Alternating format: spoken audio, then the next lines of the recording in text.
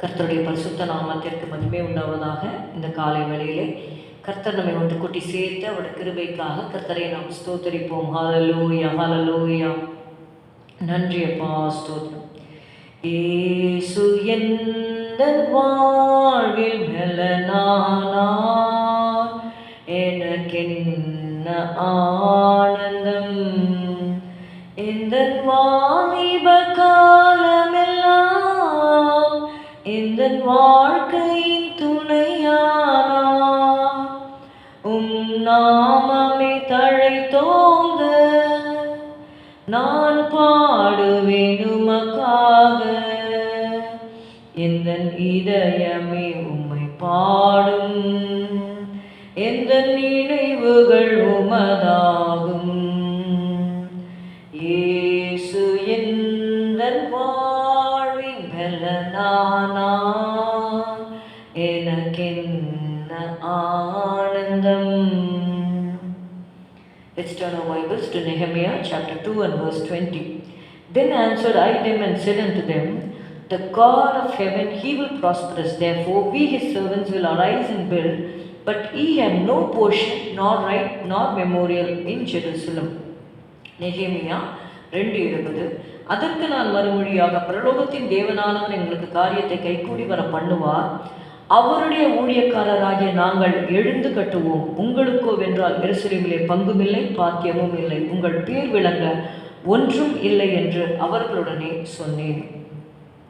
Here Nehemiah confronts Sanballat, Tobiah and Geshem, who opposed the rebuilding of Jerusalem's walls. எருசலேமின் அலங்கத்தை கட்ட வேண்டும் என்று நெகேமியா வெகு நாட்கள் அந்த செய்தியை கேட்ட உடனேவே அவன் உடைந்து அழுது உட்கார்ந்து உபவாசித்து அந்த ராஜா பரலோகத்தின் தேவனை நோக்கி விண்ணப்பம் பண்ணி பின்பு ராஜாவினிடத்திலே அனுமதி கேட்டுக்கொண்டு வந்து கட்டலாம் என்று நினைக்கும் பொழுது இந்த எதிரிகள் எழும்புகிறார்கள் என்று சொல்லி நம்ம பார்க்கிறோம்.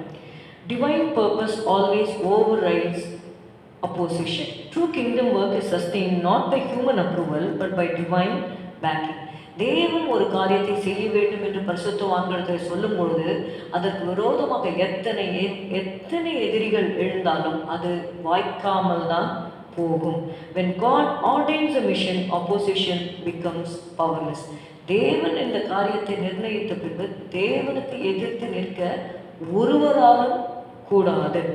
பைபிளை எரிக்கணும், பைபிள் கர்த்தருடைய வார்த்தையை ஒன்றுமில்லாமல் போகணும் என்று சொல்லி அவர்கள் எதிரிகள் திட்டமிட்ட பொழுது எந்த இடத்திலே வேதாகமம் எரிக்கப்பட்டதோ அந்த இடம் வேதாகமத்தை அச்சிடும் ஒரு பிரஸ்ஸாக தேவன் அதை மாற்றினார் என்று சொல்லி பார்க்கிறோம். So never stand against God's purpose, then you have to pay a great cost. அதற்கு கொடுக்கக்கூடிய விலைக்கிரயம் மிகவும் அதிகமாக இருக்கும். அது ஏன் அவங்க எதிர்த்து நிற்கிறாங்கன்னா பின் விளைவுகள் தெரியாததினால அவங்க எதிர்த்து நிற்கிறாங்க.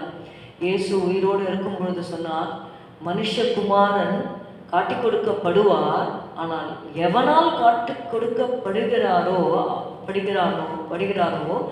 அவனுக்கு ஐயோ என்று சொல்லி இயேசு சொன்னார். So Jesus knew that Judas is going to betray him.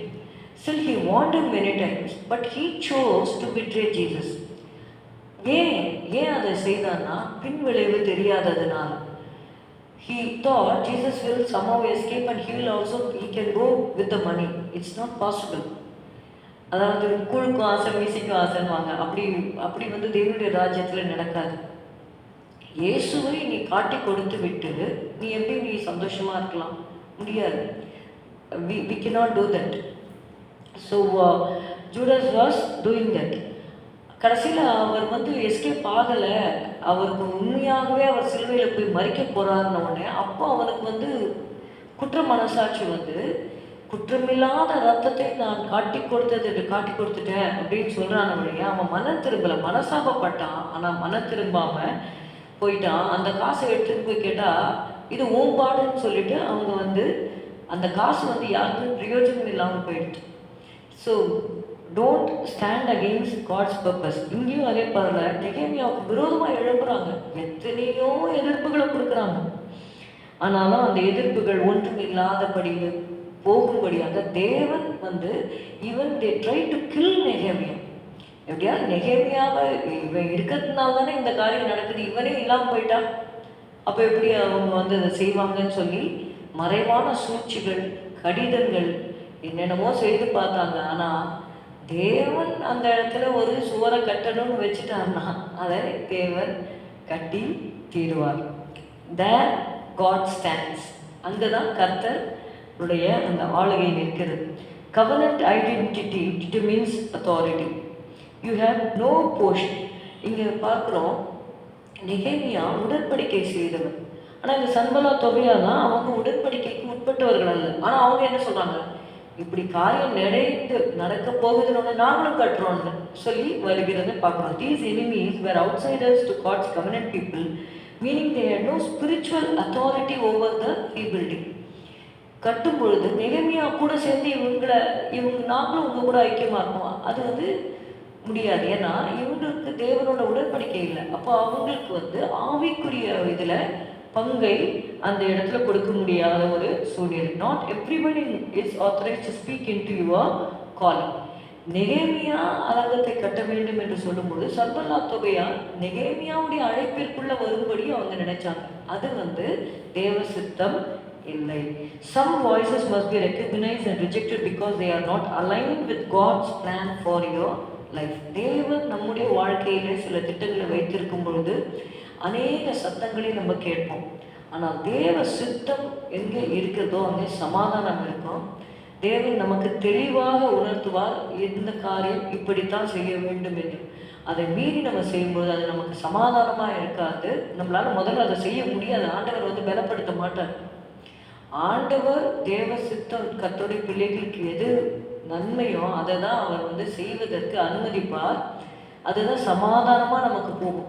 மற்றபடி தேவனே நமக்கு எதிரியாக இருப்பார். பிலேயாம் கிட்டக்க ஆண்டவர் சொல்றாரு, இஸ்ரவேல் ஜனங்களை சபிக்காத அப்படின்னு சொல்லிட்டாரு.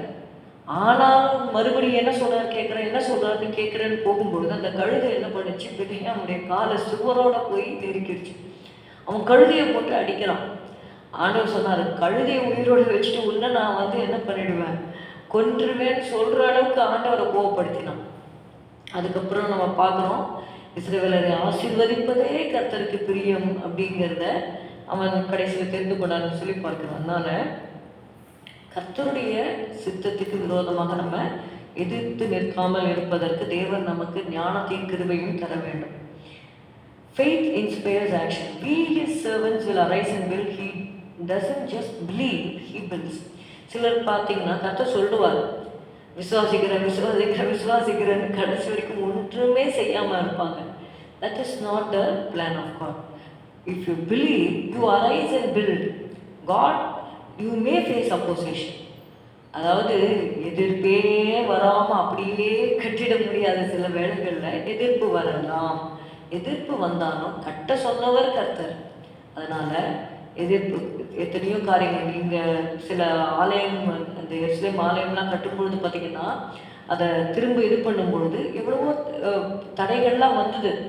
ஆனால் அந்த தடைகளை மீறி கர்த்தர் வந்து கட்ட செய்தார் என்று சொல்லி நம்ம சரித்திரத்தில் நம்ம வாசிக்கிறோம். போல நெகேமியாவுக்கு அநேக எதிர்ப்புகள் வந்தது.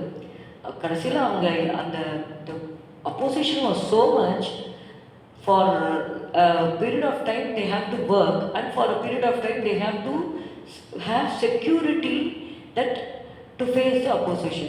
ராஜாவை முழுவதும் அவங்க என்ன பண்ணுறாங்கன்னா, ஒரு கையில் கத்தி வச்சுக்கிட்டு ஒரு கையில் என்ன பண்ணுறாங்க, வேலையை வாழை கட்டுற வேலையை, அவங்க சுவரை கட்டுகிற வேலையை செய்தாங்கன்னு சொல்லி பார்த்தோம். 52 நாட்களுக்கு உள்ளாக அந்த அலங்கம் கட்டி முடிக்கப்பட்டது என்று சொல்லி பார்க்கிறோம். ஒரு காரியத்தை தேவன் நமக்கு சொல்லி செய்ய சொல்வாரானால் நிச்சயமாகவே தேவன் அந்த காரியத்தை முடித்து தருவார்.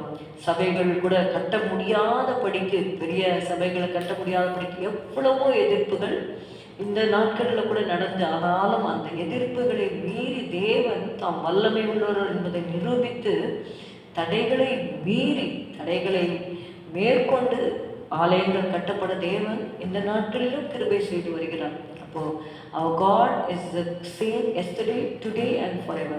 கர்த்தருடைய ஆலயத்தை மட்டுமல்ல, அலங்கத்தை மட்டுமல்ல, உங்களுடைய ஆவிக்குரிய வாழ்க்கையையும் தேவன் கட்டி எழுப்புவார்.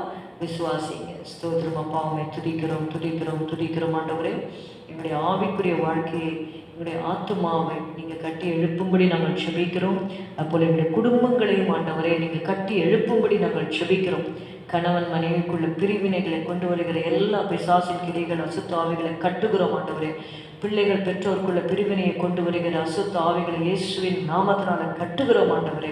பூமியிலே நீங்கள் எவைகளை கட்டுவீர்களோ அது பரலோகத்திலும் கட்டப்பட்டு இருக்கும் என்று சொன்னீரப்பா. உடைய ரத்தத்தை குடும்பங்கள் மேலே நாங்கள் தெளிக்கிறோம் ஆண்டவரே. ஸ்தோத்திரம் ஸ்தோத்திரம். உடைய பிள்ளைகளுக்கு தடைப்பட்ட ஆசீர்வாதங்கள் இயேசுவின் நாமத்தினாலே தடைகள் உடைக்கப்பட்டு ஆண்டவரே, வானத்தின் பலகைகள் திறக்கப்பட்டப்பா. உடைய பிள்ளைகள் இடம் கொள்ளாமல் போக மட்டும் உடைய பிள்ளைகளை நீர் ஆசீர்வதிக்கும்படி நாங்கள் செபிக்கிறோம் அப்பா. பிள்ளைகள் வேதத்தை வாசிக்க முடியாதபடி, முழங்கால் படிட்டு செபிக்க முடியாதபடி வருகிற எல்லா சோர்வு அதைரியங்கள் இயேசுவே ஸ்தோத்திரம் எல்லாவற்றையும் கட்டி சபிக்கிறோம் ஆண்டவரே. ஸ்தோத்திரம். ரத்தம் தெளிக்கிறோம்ப்பா. பிள்ளைகளுக்கு உணர்வுள்ள இருதயத்தை கட்டளையிடும்படி நாங்கள் செபிக்கிறோம். வேதத்தை நேசித்து வாசிக்க ஆண்டவரே, வேதத்தில் இரவும் பகலும் பிரியமாயிருக்கு ஆண்டவரே. சங்கீதம் 1 சொல்லப்பட்டபடி கர்த்தருடைய வேதத்தில் பிரியமாயிருந்து இரவும் பகலும் கர்த்தருடைய வேதத்தில் தியானமாயிருக்கிற மனுஷன் பாக்கியவான். அவன் நீர்க்கால்களின் ஓரமாய் நடப்பட்டு தன் காலத்தில் தன் கனியை தந்தி இலையுதிராதிருக்கிற மரத்தை போல் இருப்பான். அவன் செய்வதெல்லாம் வாய்க்கும் என்று சொன்னார் ஆண்டவரே. இந்த பிள்ளைகளுடைய கைகளின் கிரியைகள் வாய்க்கப்படட்டும் அப்பா. உடைய பிள்ளைகளின் கண்ணீர் துடைக்கப்படட்டும் ஆண்டவரே. ஸ்தோத்திரம் ஸ்தோத்திரம் ஸ்தோத்திரம். உங்களுடைய பிள்ளைகளை நீர் மனமாற ஆசீர்வதிக்கும்படி நாங்கள் செபிக்கிறோம் அப்பா. ஸ்தோத்திரம் ஸ்தோத்திரம் ஸ்தோத்திரம் ஸ்தோத்திரம். உடைய திருக்கரத்திலே நாங்கள் ஒப்புக் கொடுக்கிறோம். எல்லா எதிர்ப்புகள் சன்பனா தொபியாவின் போல ஆவிகளை இயேசுவின் நாமத்தில் கட்டுகிறோம் ஆண்டவரே. ரத்தம் தெளிக்கிறோம் அப்பா. ஸ்தோத்திரம் ஸ்தோத்திரம் ஸ்தோத்திரம் ஸ்தோத்திரம் அப்பா. அவர் இந்த சன்பலா தொகையா முனையற்று போனார்கள் ஆண்டவரே. ஸ்தோத்திரம் ஸ்தோத்திரம். நன்றி அப்பா நன்றி அப்பா நன்றி அப்பா நன்றி அப்பா நன்றி அப்பா. உங்களுடைய பிள்ளைகளோடு நீர் இருந்து செய்யும் காரியம் பயங்கரமாக இருக்கட்டும் ஆண்டவரே. நன்றி நன்றி நன்றி. உடைய திருக்கரத்தில் ஒப்புக் கொடுக்கிறோம் இயேசுவின் நாமத்தில் பிதாவே, ஆமென். என் ஆத்துமாவே கர்த்தரை ஸ்தோத்திரி, என் முழு உலகை அவருடைய பரிசுத்த நாமத்தை ஸ்தோத்திரி. என் ஆத்துமாவே கர்த்தரை ஸ்தோத்திரி, கர்த்தர் செய்த சகல உபகாரங்களையும் மறவாதே. Good morning. Have a good day. God bless you.